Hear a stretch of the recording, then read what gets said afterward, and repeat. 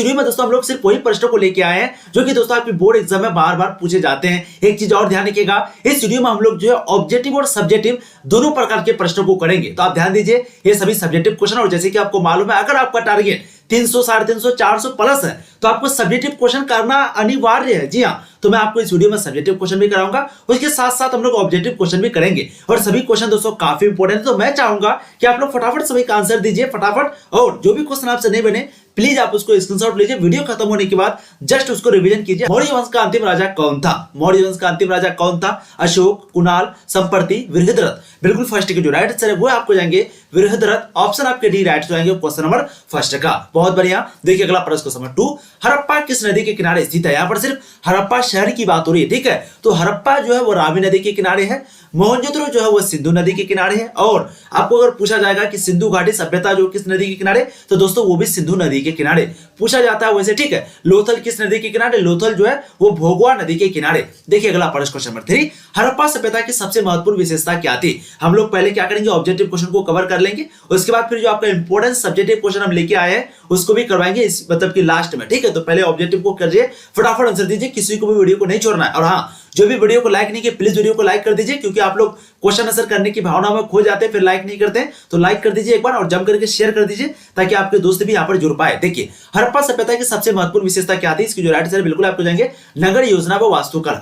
Option आपकी ए जो है थर्ड के राइट जाएंगे, ठीक है। देखिए अगला प्रश्न, हड़प्पा सभ्यता का प्रशासन था, तो हमने आपको कई बार करवाया, हड़प्पा सभ्यता का जो प्रशासन था वो नगर पालिका था, ठीक है। तो ऑप्शन सी आपके 4 के राइट जाएंगे। देखिए अगला प्रश्न क्वेश्चन नंबर 5, हड़प्पा सभ्यता के पतन के क्या कारण थे दोस्तों? तो विदेशी आक्रमण, प्राकृतिक कारण, मानवीय कारण, उपयुक्त सभी। तो राइट आंसर यहाँ पर आपका जो है ऑप्शन डी हो जाएगा, उपयुक्त सभी। अगर आपका उपयुक्त सभी नहीं रहता तो फिर आपको राइट आंसर जो है ऑप्शन बी लगाना था। वैसे तो ये सभी रीजन है, लेकिन अगर ये ऑप्शन नहीं रहता, उपयुक्त सभी नहीं रहता, तब आपको यहाँ पर प्राकृतिक कारण लगाना था, लेकिन यहाँ पर राइट आंसर आपके ऑप्शन डी हो जाएंगे, उपयुक्त सभी। देखिए अगला प्रश्न आपका, हड़प्पा सभ्यता के स्थल से स्त्री के गर्भ से पौधा निकलता दिखता है, ये कौन से स्थान पर? बलूचिस्तान पर, मोहनजोदड़ो में, हड़प्पा में, आलमगीरपुर में। सिर्फ की जो राइट आंसर बिल्कुल आपको जाएंगे दोस्तों वो हड़प्पा में। ध्यान रखिएगा प्रश्न पूछा गया है, काफी इंपोर्टेंट है। क्वेश्चन क्या था कि हड़प्पा सभ्यता के स्थल से स्त्री के गर्भ से पौधा निकलता दिखता है, यहाँ पर हड़प्पा सभ्यता, तो राइट आंसर आपके ऑप्शन सी हो जाएंगे हड़प्पा में, ठीक है। देखिए अगला प्रश्न क्वेश्चन नंबर, मौर्य वंश का जो अंतिम राजा है वो कौन था? अशोक था, कुणाल था, संपर्ति, वृहद्रथ था। तो अभी हमने आपको एक क्वेश्चन करवाया, इसका राइट आंसर क्या हो जाएंगे दोस्तों? वो है वृहद्रथ। ऑप्शन डी आपके 7 के राइट जाएंगे, ठीक है। देखिए अगला प्रश्न क्वेश्चन नंबर 8, मौर्यकालीन टकसाल का जो प्रधान होता है वो कौन होता है? देखिए क्वेश्चन हमने आपको कई बार करवाया, बहुत ही आसान क्वेश्चन है ना। बिल्कुल इसका राइट आंसर क्या हो जाएंगे? वो है पन्याध्यक्ष। ऑप्शन से, ठीक है। तो मौर्यकालीन यानी कि टकसाल का जो प्रधान होता है दोस्तों वो कौन होता है? कौन था दोस्तों? वो है पन्याध्यक्ष। ऑप्शन सी, ठीक है। देखिए अगला प्रश्न क्वेश्चन नंबर आपके हो जाएंगे 9, काफी इंपोर्टेंट क्वेश्चन आपका, शानदार क्वेश्चन आपका, फटाफट आप लोगों से दीजिएगा कि मौर्य वंश की जो राजधानी है वो कहाँ थी? विदिशा, दिल्ली, पाटलिपुत्र, राजगीर। बिल्कुल 9 की जो राइट आंसर है वो आपको देंगे पाटलिपुत्र, ऑप्शन सी। तो मौर्य वंश की जो राजधानी है दोस्तों वो कहाँ पर थी? पाटलिपुत्र में थी। ऑप्शन सी आपके 9 के करेक्ट हो जाएंगे। देखिए अगला प्रश्न क्वेश्चन नंबर 10, मौर्यकालीन कलिंग राज्य कहाँ पर स्थित था? बिहार, बंगाल, उड़ीसा, मध्य प्रदेश। तो मौर्यकालीन कलिंग राज्य जो है वो कहाँ पर स्थित था? इसकी जो राइट आंसर है बिल्कुल आपको जाएंगे वह उड़ीसा में। ऑप्शन से आपके 10 के करेक्ट हो जाएंगे। देखिए अगला प्रश्न क्वेश्चन नंबर 11, मौर्य प्रशासन में समाहर्ता कौन था? केंद्रीय मंत्री, राजकीय कर संग्रह अधिकारी, मुख्य न्यायाधीश या फिर अंतःपुर का रक्षक। तो मौर्य प्रशासन में समाहर्ता कौन था? बिल्कुल 11 की जो राइट आंसर हो जाएंगे वो है दोस्तों राजकीय कर संग्रह अधिकारी, ऑप्शन बी। ध्यान रखिएगा ऑप्शन बी आपके 11 के राइट हो जाएंगे। देखिए अगला प्रश्न क्वेश्चन नंबर 12, काफी इंपोर्टेंट आपका क्वेश्चन क्या है कि पुराणों के अनुसार पांडवों के वंशज निचजू ने हस्तिनापुर के बारे में वह बह जाने के बाद अपनी राजधानी कहाँ बनाई? क्वेश्चन क्या है कि पुराणों के अनुसार यानी कि पुराण के अनुसार बताया जा रहा है कि पांडवों के वंशज निच्छु, पांडवों के वंशज निच्छु, ठीक है, ने हस्तिनापुर के बारों में बह जाने के बाद अपनी राजधानी जो है कहाँ बनाई थी? श्रावस्ती में, वैशाली में, कौशाम्बी में, साकेत में। बिल्कुल 12 की जो है राइट आंसर हो जाएगा वो है दोस्तों कौशाम्बी में। ऑप्शन सी आपके करेक्ट हो जाएंगे। देखिए अगला प्रश्न क्वेश्चन 13, महाभारत और पुराण में मथुरा के शासक को वंश यानी कि महाभारत और पुराण में मथुरा के शासक वंश को क्या कहा गया? पुरु, तुर्वस, यदु, सभा। हमने आपको ये क्वेश्चन कई बार करवाया। 13 के आंसर बिल्कुल आपको जाएंगे वह यदु। ऑप्शन सी आपके 13 का राइट आंसर रहेंगे। देखिए अगला प्रश्न क्वेश्चन 14, बनावली किस राज्य में स्थित है? तो बनावली किस राज्य में? हमने आपको ये भी करवाया। 14 की जो राइट आंसर है बिल्कुल वो हो जाएंगे दोस्तों हरियाणा में। तो तो बनावली जो है वो हरियाणा में है, लोथल जो वो गुजरात में, वो है गुजरात में, ठीक है। तो बनावली कहां पर है दोस्तों? हरियाणा में है। देखिए अगला प्रश्न क्वेश्चन नंबर 15, लोथल किस नदी के किनारे स्थित है? सिंधु, व्यास, भोगवा, रावी। ये जो लोथल है वो किस नदी के किनारे स्थित है? तो अभी हमने आपको करवाया लोथल के बारे में, बिल्कुल हो जाएंगे, वो है भोगवा नदी के किनारे, ऑप्शन सी, ठीक है। और हड़प्पा जो है वो किस नदी के किनारे? रावी नदी के किनारे, हड़प्पा सभ्यता, हड़प्पा नामक जगह, ठीक है। और मोहनजोदड़ो जो है वो सिंधु नदी के किनारे। देखिए अगला प्रश्न क्वेश्चन नंबर 16, निम्न में से कौन सा नगर पांडवों के द्वारा बनाया गया पाया जाता है? हस्तिनापुर, इंद्रप्रस्थ, कौशंबी, श्रावस्ती। बिल्कुल दोस्तों 16 की जो राइट आंसर है, फटाफट आप लोग आंसर दीजिएगा। बिल्कुल इसके जो यहाँ पर राइट आंसर आएंगे दोस्तों वो है आपके इंद्रप्रस्थ। ध्यान रखिएगा, इंद्रप्रस्थ को जो है क्या कहा जाता है? एक प्रकार का कभी कोई बुलाया था कि इसको राजधानी भी बनाया गया था महाभारत के अनुसार, ठीक है। महाभारत के अनुसार इसको इंद्रप्रस्थ जो है वो राजधानी भी था। यहाँ पर क्वेश्चन क्या पूछा? कौन सा नगर पांडवों के द्वारा बनाया गया जाता है? दोस्तों राइट आंसर आपको जाएंगे इंद्रप्रस्थ। 16 के राइट आंसर आपके ऑप्शन बी हो जाएंगे। देखिए अगला प्रश्न आपका, महाभारत विश्व का सबसे लंबा महाकाव्य है, इसमें कुल कितने पर्व है? 17, 18, 19 या फिर 8? तो इस चीज में दोस्तों 18 पर्व है। राइट आंसर आपके ऑप्शन बी हो जाएंगे क्वेश्चन नंबर 17 का, ठीक है। ध्यान रखिएगा। देखिए अगला प्रश्न क्वेश्चन 18, पांडु की पत्नी का नाम क्या था? कुंती, अंबालिका, सत्यवती या फिर लोपा? कई बार हमने आपको क्वेश्चन करवाया, बिल्कुल इसको राइट आंसर हो जाएंगे कुंती। तो पांडु की जो पत्नी का नाम है दोस्तों वो कुंती है। राइट आंसर आपके ऑप्शन ए हो जाएंगे क्वेश्चन नंबर 18 का। देखिए अगला प्रश्न क्वेश्चन नंबर 19, महावीर स्वामी ने जैन धर्म के सिद्धांतों में एक नया सिद्धांत जोड़ा था, उस सिद्धांत का नाम क्या था? ब्रह्मचार्य, ठीक है। तो ऑप्शन सी आपके 19 का करेक्ट रहेंगे। देखिए अगला प्रश्न क्वेश्चन 19, 20 फटाफट आंसर दीजिए, आपके पास टाइम बहुत कम है, फटाफट आप लोग आंसर दीजिए। और हाँ, सब्जेक्टिव क्वेश्चन जरूर करना, सब्जेक्टिव क्वेश्चन भी करवाएंगे। देखिए निम्नलिखित विद्वानों में से कौन सा सर्वप्रथम भारत आया था? Hiuen Tsang, Ibn Battuta, Marco Polo, Fahien. तो सबसे पहले जो है इन विद्वानों में से सबसे पहले भारत कौन आया था? बिल्कुल 20 के जो राइट आंसर है वो आपको देंगे फायान। ऑप्शन डी आपके करेक्ट रहेंगे। देखिए अगला प्रश्न क्वेश्चन आपको 21, हड़प्पा सभ्यता किस युग की सभ्यता है? क्वेश्चन पूछा जाएगा हड़प्पा सभ्यता किस युग की सभ्यता? तो हमने आपको कई बार करवाया, हड़प्पा सभ्यता जो है वो कांस्य युग की सभ्यता है। ऑप्शन सी आपके 21 का करेक्ट रहेंगे। देखिए अगला प्रश्न क्वेश्चन 22, हड़प्पा संस्कृति जो है किस पर आधारित थी? व्यापार पर, कृषि पर, पशुपालन पर, शिकार पर? तो बताइएगा हड़प्पा संस्कृति जो किस पर आधारित थी? बिल्कुल वैसे तो ये सभी पर आधारित थी, लेकिन ज्यादातर व्यापार होती थी। तो राइट आंसर आपके 22 का जो है ऑप्शन ए हो जाएंगे। देखिए अगला प्रश्न क्वेश्चन 23, हड़प्पा सभ्यता के लोग उपासना करते थे विष्णु की, वरुण की, मारुति देवी की या फिर इंद्र की? तो हड़प्पा सभ्यता के जो लोग थे दोस्तों मातृ देवी की यानी कि उपासना करते थे। तो राइट आंसर आपके ऑप्शन सी हो जाएंगे क्वेश्चन नंबर 23 का। बहुत बढ़िया। देखिए अगला प्रश्न क्वेश्चन नंबर 24, भगवान बुद्ध को किस स्थान पर ज्ञान प्राप्त हुआ था? तो दोस्तों भगवान बुद्ध को जो है शिक्षा की प्राप्ति यानी कि ज्ञान की जो प्राप्ति है वो कहां पर हुआ था? बोध गया में हुआ था। राइट आंसर आपके ऑप्शन बी हो जाएंगे, ठीक है। और उसकी जो पैदाइश है वो कहां पे हुई थी? बिल्कुल लुम्बिनी में हुई थी, लुम्बिनी में, ठीक है, नेपाल में। देखिए अगला प्रश्न क्वेश्चन नंबर 25, निम्नलिखित में से कौन निग्रंथ के रूप में विख्यात है? आजीविक, लिंगायत, बौद्ध, जैन? तो बताएंगे कौन निग्रंथ के रूप में विख्यात है? 25 की जो यहाँ पर राइट आंसर हो जाएगा बिल्कुल आपको जाएगा वो है जैन। ऑप्शन डी, ठीक है। बहुत बढ़िया। देखिए अगला प्रश्न question number 26, canon of Shwetambar पुस्तक जो है अंतिम रूप से किस स्थान पर संग्रहित की गई थी? वल्लभी, कन्नौज, इलाहाबाद, पाटलिपुत्र? तो कैनन ऑफ श्वेतांबर पुस्तक जो है अंतिम रूप से किस स्थान पर संग्रहित की गई थी? 26 की राइट आंसर है बिल्कुल आपको जाएंगे दोस्तों वो है वल्लभी। ऑप्शन आपके 26 का ए जो है राइट आंसर रहेगा, ठीक है। देखिए अगला प्रश्न क्वेश्चन 27, जैन आगम लिखे गए हैं अवधि में, पाली में, प्राकृत में, मगधी में? तो जैन आगम जो लिखे गए हैं वो कैसे लिखे गए हैं? 21 की जो राइट आंसर बिल्कुल आपको जाएंगे वो प्राकृति में। ऑप्शन आपके 27 का राइट आंसर ऑप्शन सी हो जाएंगे। देखिए अगला प्रश्न क्वेश्चन 28, फटाफट आप लोग आंसर दीजिए। लगभग 10वीं से 17वीं सदी तक भारत में विभिन्न विदेशी यात्रियों ने जिन कारकों से प्रेरित होकर यात्रा की थी वो कारक क्या क्या थे? बहुत बढ़िया, बहुत खूब, बहुत इंपॉर्टेंट सवाल है आपका। बिल्कुल 28 की जो राइट आंसर वो आपको जाएंगे दोस्तों व्यापार हेतु, बिल्कुल सैनिक अभियान करने, पुरोहितों के रूप में धार्मिक ज्ञान प्राप्ति तथा तीर्थ यात्राएं करने हेतु, बिल्कुल सही है। साहस की भावना से प्रेरित होकर, बिल्कुल सही है। तो राइट आंसर आपके ऑप्शन डी हो जाएंगे क्वेश्चन नंबर 28 का। बहुत बढ़िया। देखिए अगला क्वेश्चन आपको देंगे 29, 15वीं शताब्दी में विजयनगर शहर के विषय में सबसे महत्वपूर्ण में से जो है एक विवरण प्राप्त होता है वो कौन सा है? किसके बारे में? विजयनगर साम्राज्य के बारे में बात हो रही है। विजयनगर साम्राज्य को दो भाई ने मिलकर शुरू किया था, हरिहर तथा बुक्का ने, ठीक है। तो क्वेश्चन क्या पूछा? 15वीं शताब्दी में विजयनगर शहर के विषय में सर्वाधिक महत्वपूर्ण में से जो एक विवरण प्राप्त हुआ था वो विवरण क्या था? फटाफट आप लोग आंसर दीजिएगा। 29 की जो राइट आंसर है बिल्कुल दोस्तों आपको देंगे वो राजनायक अब्दुल रज्जाक समरकंदी से। तो ऑप्शन ये आपके 29 का जो है राइट आंसर रहेंगे, ठीक है। देखिए अगला प्रश्न क्वेश्चन 30, अनेक विदेशी यात्रियों ने भारत की जिन दो चीजों को असामान्य माना वो क्या क्या था? दूध तथा अंडे, नारियल तथा पान, पपीता तथा टमाटर, खरबूजा तथा तरबूजा? बिल्कुल 30 की जो राइट आंसर है वो आपको जाएंगे दोस्तों नारियल तथा पान, ठीक है। तो अनेक विदेशी यात्रियों ने भारत के जो दो चीजों को जो असामान्य माना था वो नारियल तथा पान को। ऑप्शन आपके बी 30 का जो है करेक्ट हो जाएंगे। देखिए अगला प्रश्न क्वेश्चन 31, भारत में अल-बिरूनी किसके साथ भारत आया था? उसका नाम क्या था? हमने आपको क्वेश्चन कई बार करवाया है। इसकी जो राइट आंसर है बिल्कुल आपको जाएंगे वो है महमूद गजनवी। और अलबरूनी के ऊपर कौन सा किताब लिखा गया था दोस्तों? कौन सा किताब लिखा था? बिल्कुल किताबुल हिंद, किताबुल हिंद। दोस्तों वो जो है मोहम्मद गजनवी के साथ भारत आए थे, यानी कि मोहम्मद गजनवी जो है उसको बंदी बना के लेके आया था भारत, ठीक है। और भारत आने के बाद वो कभी भी वापस नहीं गए। देखिए अगला प्रश्न क्वेश्चन 32, अल-बरूनी भारत में किस शताब्दी में आया था? 11वीं, 10वीं, 14वीं, 17वीं? बिल्कुल 32 की जो राइट आंसर है वो आपको जाएंगे 11वीं। पूछा जाएगा इब्न बतूता के बारे में, तो इब्न बतूता जो है वो 14वीं शताब्दी में आया था। कौन सी शताब्दी में?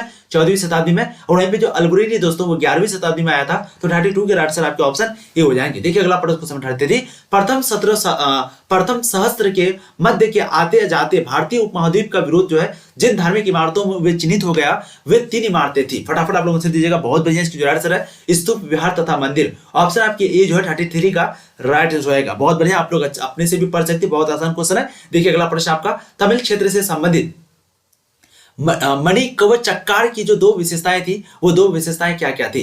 कांस्य मूर्तिकार, शैव अनुयायी भक्तिगत गायक, या फिर शैव अनुयायी तथा तमिल में भक्तिगत की रचनाकार, या फिर तमिल भक्ति गान तथा निर्यतकार? 34 की जो राइट आंसर बिल्कुल आपको जाएंगे दोस्तों वह शैव अनुयायी तथा तमिल में भक्तिगत की रचनाकार। तो ऑप्शन जो है बी आपके 34 का राइट आंसर रहेगा, ठीक है। देखिए अगला प्रश्न आपका हड़प्पा सभ्यता का स्वरूप जो है वो क्या था?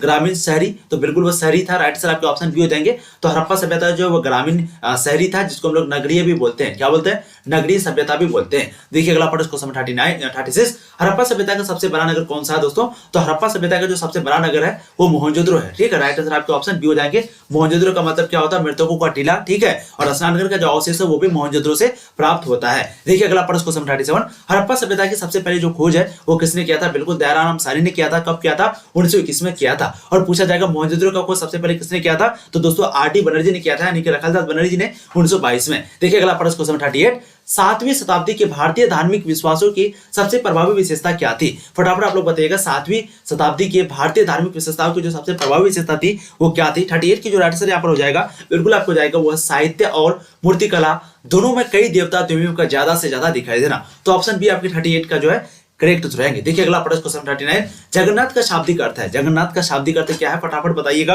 बिल्कुल 39 के जो राइट आंसर है वो आपको देंगे संपूर्ण विश्व का स्वामी। तो जगन्नाथ को जो शाब्दिक अर्थ होता है वो संपूर्ण विश्व का स्वामी होता है। राइट आंसर आपके ऑप्शन बी हो जाएंगे। देखिए अगला प्रश्न क्वेश्चन 40, काफी इंपॉर्टेंट क्वेश्चन आपका। माणिची थी बौद्ध देवी थी, जैन देवी थी, हिंदू देवी थी, या फिर उपरोक्त में से कोई नहीं? तो माणिची कौन थी? बिल्कुल 40 की जो राइट आंसर है वो आपको जाएंगे बौद्ध देवी। ऑप्शन आपके ए जो है 40 के राइट आंसर रहेंगे। बहुत बढ़िया। अब देखिए आपका अगला प्रश्न देखिए, क्वेश्चन नंबर आपके 41 आपके स्क्रीन पर काफी इंपॉर्टेंट क्वेश्चन आपका। विजयनगर साम्राज्य की स्थापना की गई थी, यानी कि कौन सी शताब्दी में? 14वीं शताब्दी में, 13वीं में, या फिर 15वीं शताब्दी में, फिर 16वीं शताब्दी में? बिल्कुल 41 की जो राइट आंसर है वो दोस्तों आपको जाएंगे 14वीं शताब्दी में। ऑप्शन आपके ए जो है विजयनगर के राइट आंसर होंगे, ठीक है। और किसने किया था दोस्तों ये भी पूछा जाता है। तो हरिया तथा बुक्का दोनों भाई ने मिलकर के विजयनगर साम्राज्य की स्थापना की थी। कब की थी? 14वीं शताब्दी में। 14 की राइट आंसर आपके 41 की राइट आंसर आपके ऑप्शन ए हो जाएंगे। देखिए बहुत बड़ी क्वेश्चन है, बहुत बार पूछा गया है। देखिए अगला प्रश्न क्वेश्चन नंबर 42, विजयनगर पर आक्रमण कर इसे जो है कब लूटा गया था? 1365 में, 1565 में, 1465 में, या फिर 1265 में?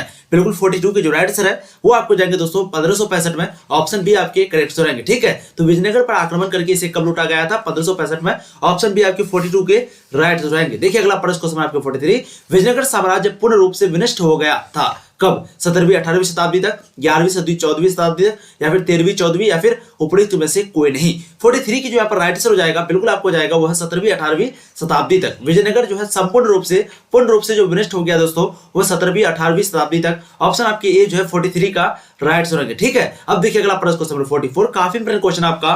विजयनगर शहर को पूर्ण रूप से ध्वस्त हो जाने के बाद इसे हम्पी नाम से याद रखा गया। जिस नाम का आविर्भाव स्थानीय देवी के नाम से हुआ उस देवी का क्या नाम था? यानी कि जिस नाम से ये पड़ा, यानी कि जिस देवी के नाम से पड़ा तो उस देवी के नाम क्या था? हम्पा देवी, चंपा देवी, पंपा देवी, उपरोक्त में से कोई नहीं? बिल्कुल 44 के जो यहाँ पर राइट आंसर हो जाएगा वो है दोस्तों पंपा देवी। ऑप्शन सी आपके 44 का करेक्ट रहेगा। देखिए अगला प्रश्न क्वेश्चन नंबर 45, धम्मे की शुरुआत किसने की? तो दोस्तों धम्मे की जो शुरुआत है वो अशोक ने किया था। धम्म महामात्र पूजदे, धम्म पूजदे, उसकी जो शुरुआत है अशोक ने किया था। अशोक जो है मौर्य वंश से संबंध थे। देखिए अगला प्रश्न क्वेश्चन नंबर 46, समुद्रगुप्त की तुलना किस यूरोपीय शासक से की जाती है? तो बिल्कुल नेपोलियन से की जाती है, इसीलिए समुद्रगुप्त को भारत का नेपोलियन भी कहा जाता है। तो राइट आंसर आपके ऑप्शन बी हो जाएगा क्वेश्चन नंबर 46 का। देखिए अगला प्रश्न आपको जाएंगे 47 नंबर क्वेश्चन, काफी इंपॉर्टेंट आपका कि मौर्य वंश का जो संस्थापक था वो कौन था? चंद्रगुप्त, बिंदुसार, अशोक, कुणाल। बिल्कुल 47 के जो राइट आंसर यहाँ पर हो जाएगा, बहुत खूब, हो जाएगा चंद्रगुप्त मौर्य। ठीक है, तो मौर्य वंश का जो संस्थापक था दोस्तों वो कौन था? वो चंद्रगुप्त मौर्य था।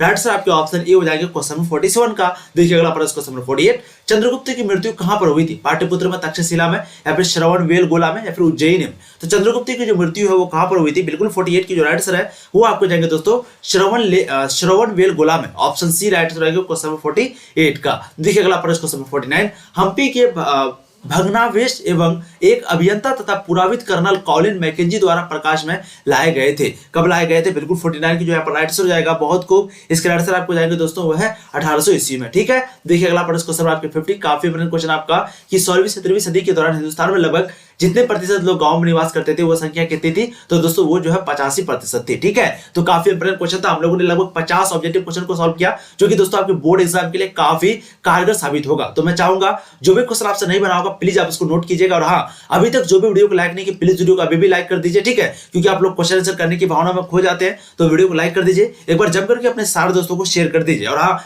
चैनल को सब्सक्राइब जरूर कीजिए, क्योंकि दोस्तों यहाँ पर आपको बहुत मजे के साथ पढ़ाई जाती है। चलिए अब लघु उत्तरीय प्रश्न देखिए। सबसे पहला क्वेश्चन आपका कि हड़प्पा सभ्यता के मनके किन पदार्थों से बनाए जाते थे? पहला, इनको बनाने की विधि क्या थी? तो दो क्वेश्चन आपको पूछा जा रहा है, बहुत ही इंपॉर्टेंट क्वेश्चन है, ध्यान दीजिएगा। ठीक है, अगर क्वेश्चन पूछा जाए कि हड़प्पा सभ्यता के मनके किन पदार्थों से बनाए जाते थे और इनको बनाने की जो विधि थी वो क्या थी, तो दोस्तों आपको आंसर लगाना है कि हड़प्पा सभ्यता के मनके अर्ध बहुमूल्य पत्थर सेलखड़ी, आपको पता होगा वहां का जो मोहर था दोस्तों वो किससे बना हुआ था? सेलखड़ी से बना हुआ था। हड़प्पा सभ्यता के मनके अर्ध बहुमूल्य पत्थर सेलखड़ी, फयांस, मिट्टी, तांबा, कांसा, सोना, सेक इत्यादि से बनाए जाते थे। ये सुंदर एवं बेलनाकार, गोलाकार और ढोलनाकार, ठीक है, आदि मनके को कई तरह से बनाए जाते थे। कुछ मनके दो पत्थरों को जोड़कर बनाए जाते थे, कुछ के शीर्ष पर सोना लगाया जाता था। ध्यान दीजिएगा, इन्हें जो है सुंदर चित्रों से सुसज्जित किया जाता था। कुल पत्थरों को आग में पकाकर कुछ को घिस कर पॉलिश की जाती थी। मनकों से मुख्यतः आभूषण बनाए जाते थे। ठीक है, तो आपको जैसे कि एक भट्टे में जो है भट्टा होता है, वहां पर जिस तरीके से एक ईंट को बनाया जाता है, सेम टू सेम दोस्तों यहाँ पर भी वही कार्य को किया जाता था। तो सिर्फ आप मेरी बातों को सुनेंगे तो दोस्तों आप आसानी से वहां पर आंसर लिख सकते हैं। देखिए अगला प्रश्न आपका कि अशोक के अभिलेखों के विषय में आप क्या जानते हैं? अशोक के अभिलेखों के विषय में आप क्या जानते हैं? तो देखते हैं हम लोग क्या जानते हैं। देखिए, अशोक और उसके बाद के मौर्य सम्राटों के अध्ययन के लिए अभिलेख महत्वपूर्ण साक्ष्य है, यानी कि अभिलेख जो है बहुत बड़ा एक प्रकार का सोर्स है, स्रोत है, जिससे कि हम लोगों को उनके बारे में अध्ययन करने में सहायता मिलती है। अशोक के अभिलेखों को प्रकाश में लाने का जो श्रेय है वो जेम्स प्रिंसेप को है। किसको? जेम्स प्रिंसेप को। ठीक है, वो अंग्रेजी कंपनी का पदाधिकारी था और जेम्स प्रिंसेप जो है इसी ने जो है अंग्रेजी में अनुवाद किया था। ठीक है, 1857 ईस्वी में उन्होंने एक अभिलेख को पढ़ा जिस पर ब्राह्मी लिपि और प्राकृतिक भाषा में देवानापिय प्रियदर्शी अर्थात देवों के प्रिय प्रियदर्शी का उल्लेख था। 1915 में इसी प्रकार का एक अन्य लेख प्राप्त हुआ जिन पर प्रियदर्शी अशोक खुदा हुआ था। ठीक, खुदा हुआ था। ठीक है, इस आधार पर प्रियदर्शी शब्द वाले अभिलेख अशोक के माने गए। अशोक के अभिलेख अनेक प्रकार के हैं, जैसे वृहद शिलालेख, लघु शिलालेख, स्तंभ शिलालेख, गुहालेख आदि। ठीक है, तो यहाँ पर बताया जा रहा था, जो क्वेश्चन आपको पूछा गया था उसी के बारे में कि अभिलेख के विषयों के बारे में, अभिलेखों के बारे में बता दे। ठीक है, तो जेम्स प्रिंसेप जो कि बहुत महत्वपूर्ण व्यक्ति थे, इन्होंने जो है अंग्रेजी में अनुवाद किया था। किसने? जेम्स प्रिंसेप ने। क्वेश्चन ऑब्जेक्टिव में पूछा जाता है कि किसने अंग्रेजी में अनुवाद किया था, तो दोस्तों वो जेम्स प्रिंसेप ने। देखिए अगला प्रश्न आपका, भारतीय सिक्कों का जो संक्षिप्त परिचय है, यानी कि भारतीय सिक्कों के बारे में शॉर्ट नोट लेकर संक्षिप्त परिचय है, तो इसको भी समझते हैं हम लोग। भारतीय सिक्कों के बारे में पूछा हुआ क्वेश्चन है और बहुत ही इंपॉर्टेंट क्वेश्चन है। देखिए, सिक्कों के प्रचलन से अर्थव्यवस्था को प्रोत्साहन मिला। भारत के प्राचीनतम सिक्के आहत सिक्के हैं। भारत के जो सबसे पुराने सिक्के, उस सिक्के का नाम क्या है? आहत सिक्के। ठीक है, इनका चलन जो है 6ठी शताब्दी ईसा पूर्व में आरंभ हुआ था। और इनका चलन कब आरंभ हुआ था दोस्तों? 6ठी शताब्दी ईसा पूर्व में शुरू हुआ था। ये चांदी और तांबा के बने थे। ये जो है चांदी और तांबा के बने थे। इन पर सिर्फ कुछ चिन्ह बने थे।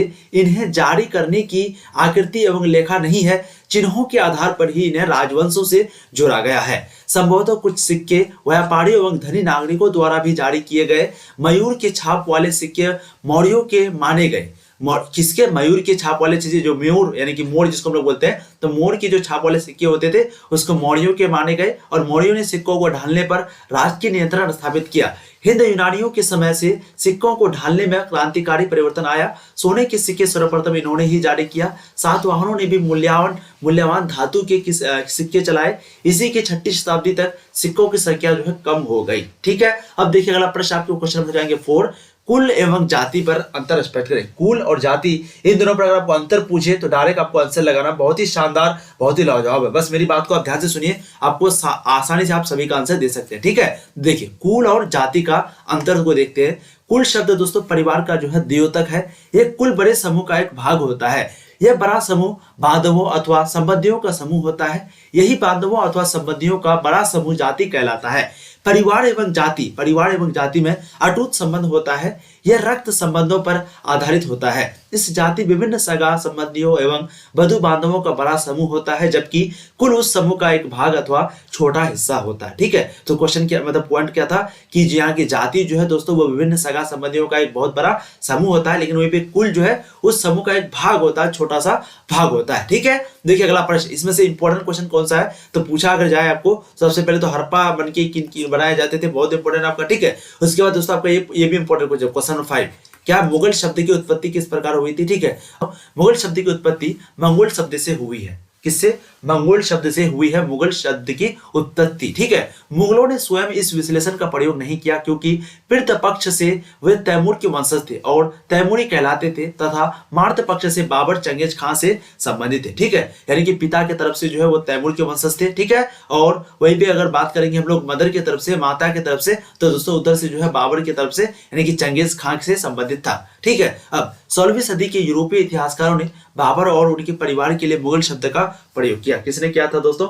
यूरोपीय इतिहासकारों ने जो है बाबर और उसके परिवार के लिए मुगल शब्द का प्रयोग किया, यानी कि यह नाम कहीं ना कहीं वहीं से आया है। अब अगला प्रश्न आपका था कि विजयनगर के राजाओं के अंतर्गत अमर नायक कौन थे, वे क्या करते थे। विजयनगर के राजाओं के अंतर्गत जो अमरनाथ थे दोस्तों वो कौन थे और वे क्या करते थे। देखिए, विजयनगर साम्राज्य में राजा सैनिक व असैनिक अधिकारियों को उनकी विशेष सेवाओं के बदले भूमि प्रदान करते थे। इस प्रकार की भूमि अमरम कहलाती थी। इस प्रकार की भूमि को क्या करते थे, क्या कहते थे? अमरम। ठीक है, इसके प्राप्तकर्ता अमर नायक कहलाते थे और इसको जो प्राप्त करता था वो अमर नायक कहलाते थे। अमर नायक अपने भू क्षेत्र के कृषकों, शिल्पियों एवं व्यापारियों से भू राजस्व तथा अन्य कर वसूलते थे। असमर नायक वर्ष एक बार राजा को भेंट भेजते थे। ठीक है, तो कौन? अमर नायक जो है वो वर्ष में यानी कि पूरे साल में एक बार राजा को क्या भेजते थे? भेंट भेजते थे, यानी कि एक प्रकार का गिफ्ट बोल सकते हैं, रिश्वत बोल सकते हैं, कुछ भी बोल सकते हैं। ठीक है, चलिए अब देखिए अगला प्रश्न क्वेश्चन नंबर 7 जो कि काफी इंपॉर्टेंट है। ये भी आपका प्रश्न क्या था कि रेहला पर एक सब्जेक्ट पढ़ने लेके आए, रेहला जो कि इब्न बतूता के द्वारा लिखा गया था। इब्न बतूता के यात्रा वृत्तांत का नाम था रेहला। ठीक है, ये जो है फारसी भाषा में, अरबी भाषा में लिखी गई थी। तो यहाँ पर क्वेश्चन क्या है कि रेहला पर एक सब्जेक्ट टिप्पणी के लिए एक शॉर्ट नोट्स लिखे। ठीक है, देखिए रेहला इब्न बतूता का जो है यात्रा वृत्तांत है। जैसे कि मैंने आपको बताया रेहला जो है क्या है, या इब्न बतूता का यात्रा वृत्तांत है, जिसे इब्न जूज़िये ने 1353 ईस्वी में इब्न बतूता के मोरक्को लौटने के पश्चात अजाइबुल अफसार नाम से लिया था। ठीक है, इब्न बतूता के मोरक्को लौटने के बाद अजाइबुल अफसर नाम से लिया था। इतिहासकार मेहंदी हसन ने इस पुस्तक का नाम रेहला रखा। इनमें इब्न बतूता के यात्रा के उद्देश्य एवं आरंभ पर लिखा गया है। साथ ही तोगलकालीन न्याय व्यवस्था, सड़क व्यवस्था तथा डाक व्यवस्था का भी जिक्र है। भारत से किए जाने वाले अन्य देशों की यात्रा का भी वर्णन है। इब्न बतूता ने मोहम्मद बिन तुगलक को भी अभी सुल्तानों में सर्वाधिक विनम्र एवं न्याय प्रेमी कहा है। ठीक है, बहुत ही इंपॉर्टेंट क्वेश्चन है। चलिए अब देखिए अगला प्रश्न आपको हो जाएंगे क्वेश्चन नंबर 8, उपनिवेशवाद का अर्थ क्या है। उपनिवेशवाद का संक्षिप्त में यानी कि शॉर्ट नोट्स बताएं। क्वेश्चन पूछा जाता है, बहुत ही शानदार, बहुत ही इंपॉर्टेंट क्वेश्चन आपका। ठीक है, इस तरह के प्रश्न जो है आपके एग्जाम में कई बार पूछे जा चुके हैं, तो फटाफट आप लोग आंसर लगाइएगा। बिल्कुल, उपनिवेशवाद का अर्थ क्या है? तो उपनिवेशवाद दोस्तों वह विचारधारा है जिसमें एक शक्तिशाली देश के द्वारा कमजोर देश पर अधिकार कर लिया जाता है। जैसे कि मैंने आपको बताया था अंग्रेजों के द्वारा भारत पर ये एक प्रकार का अधिकार जमाया दोस्तों, तो ये क्या हो गया? उपनिवेशवाद हो गया, यानी कि किसी बड़ी शक्ति के द्वारा छोटे शक्ति को नीचे गिराना। ठीक है, देखिए उपनिवेशवाद वह विचारधारा है जिससे एक शक्तिशाली देश दूसरे कमजोर देश पर अधिकार कर लेता है और उनके संसाधनों का मनमाने ढंग से उपयोग करने लगता है। ठीक है, भारत कभी ब्रिटेन का एक उपनिवेश था। ब्रिटेन के उपनिवेशवाद की वजह से ही भारत गुलाम हुआ और उसके संसाधनों का शोषण हुआ। ठीक है, अब फिरंगी शब्द का प्रयोग क्यों किया गया? फिरंगी शब्द का जो प्रयोग क्यों किया गया, फटाफट आप लोग बताइएगा। यह फारसी भाषा का शब्द है जो कि संभवतः फै, जिससे फ्रांस का नाम पड़ा है, से निकलता है। इसे उर्दू और हिंदी में पश्चिम के लोगों का मजाक उड़ाने के लिए कभी कभी इसका प्रयोग अपमानजनक दृष्टि से किया जाता है।